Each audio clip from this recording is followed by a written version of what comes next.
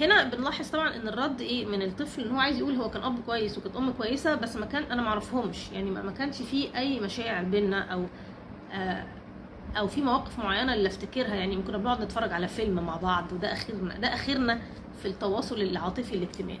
هو بيبقى شخص عايز يقول كده.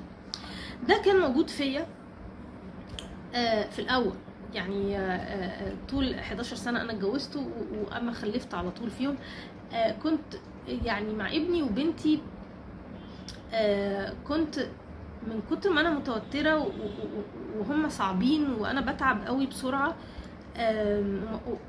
لا لاحظت اصلا ان نادر ده، نادر ابني متوحد. يعني انا حتى ما لاحظتش ان هو مختلف، انا بس هم قالوا الاطفال متعبه، فانا لقيت نفسي بتعب قوي يعني، بس لاحظت شويه ان انا بتعب زياده شويه، يعني ما بنامش خالص كده، لاحظت حاجات معينه.